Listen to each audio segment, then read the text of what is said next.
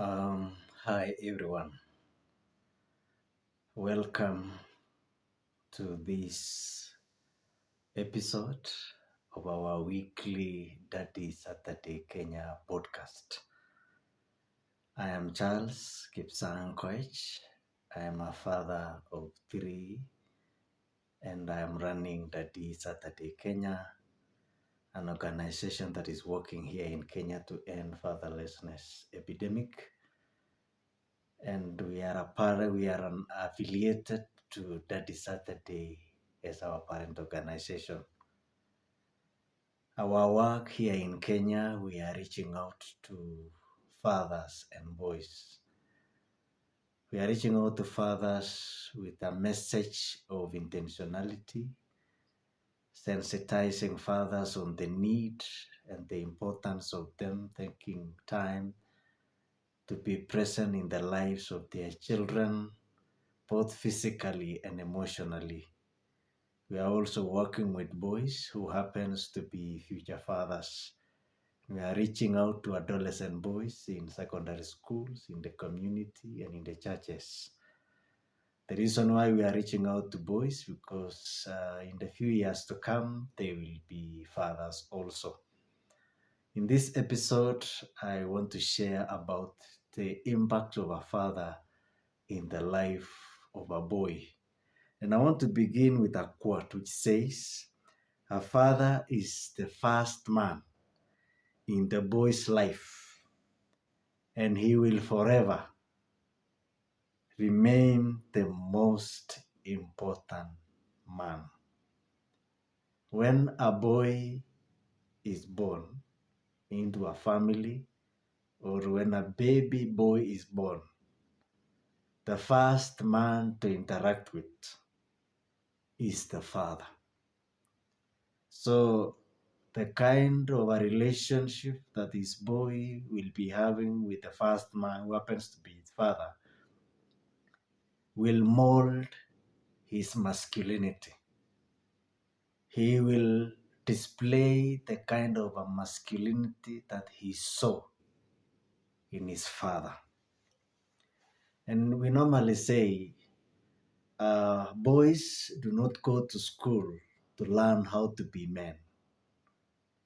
But fathers are agents of socialization. A father is the main agent who socializes the boy on what really means to be a man. So the kind of syllabus that the boy will be using in studying what it means to be a man are not the syllabus that are written, but the syllabus that they will be seeing in terms of the behaviors and the way the father is carrying himself around in presence of a boy. So the way a boy's life will be, especially behavior-wise, will be based on what kind of a behavior you as a father has been portraying in the presence of that boy. Because, as we normally say Study Saturday, that more is got than taught. Our children, and especially in this context, our boys, they are watching us as fathers. They are imitating our way of doing things. And we are forming a behavior and we are modifying a behavior in them based on how we behave ourselves as fathers.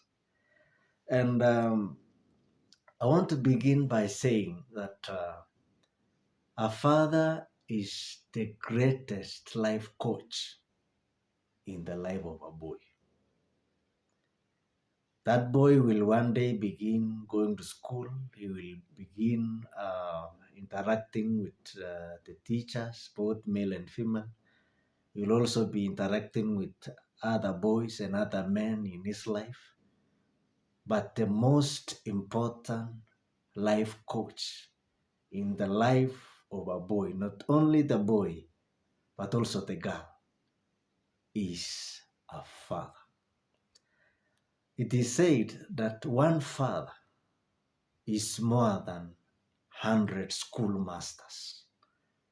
That means the kind of training that a father gives to his son is equal to 100 teachers combined. That is so huge. So, a father, you are a life coach to your son. You are introducing your son to what it means to be a man. And especially during adolescent stage, when your boy or a boy is transitioning from boyhood to childhood, you are a father. A father is the one who transforms a boy into a man. I read somewhere and it says that there are many boys, but few men. Meaning, we are raising many boys, but we are not doing much to transition those many boys into men. That role lies squarely in the court of a father. So us as fathers, I'm among them, I'm a father of a boy. And it has been my desire to God that God the Father, He will give me grace so that I will mold a behavior that my boy, I will love that behavior to see in my boy. Just the way you don't expect to see someone different when you stand in front of a mirror. So the kind of behaviors, the kind of way of doing things that we want to see in our boys, let us do the same. Let us mold, let us display the same. For our boys are a reflection of us. Number two, when a boy is transitioning from a boy to a man, a father is the one giving the definition of masculinity. A father is the one helping the boy to understand what does it mean really to be a man. Because as we said, the syllabus that the boy will be using to transition from boyhood to manhood are the ones they see in us as fathers. And it is very important that we as fathers, we be keen as we transition boys to men. Because previously, there have been different definitions of what it means to be a man. The way I was transitioned from a boy to a man is different from the way I will be transitioning my boy from a boy to a man. Because the atmosphere and the circumstances and the parameters that surrounded the time when I was transitioning from a boy to a man is different now. During our time, we did not have much access to internet, but at the moment, children as young as 5 years are able to access internet. So you see, if we transition our boys using the previous understanding of men, then they will not be able to acclimatize to the way things are. I normally tell people that was old wineskin And the current young boy is a new wineskin. So you cannot put new wine into old wineskin. So as fathers, as we transition our boys, and I normally say that how our boy will display his manhood is based on how I, as a father, I am acting as a man. If I am a man who does not uphold the dignity of women, who does not respect women, then the boy will replicate the same because he has seen me do the same. So as fathers, we are the ones to socialize our boys as this transition from boys to men. Number 3 is that I'm an earthly father. As I encourage my young boy to honor God, the Heavenly Father, how my young boy will honor God, the Creator of the universe, is based on how I, as the earthly father, is behaving. It will be impossible and difficult for my young boy to comprehend the loving Heavenly Father if he has never seen a loving earthly father in me.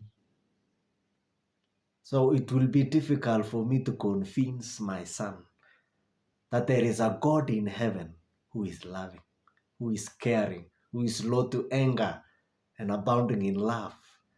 But myself, I am quick to be hungry.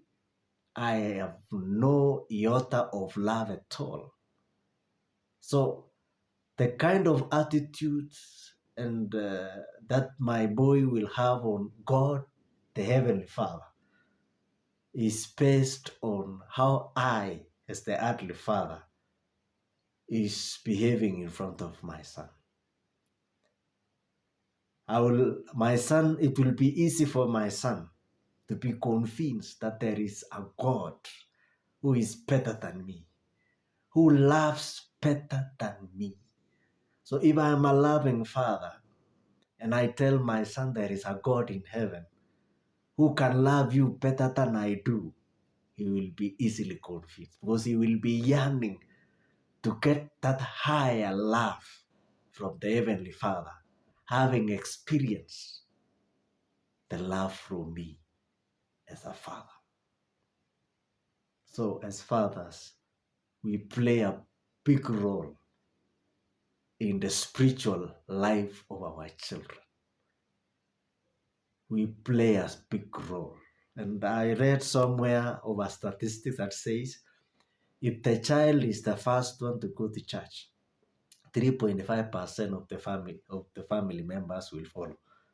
If the mother is the first to attend church, 13% of the family members will follow.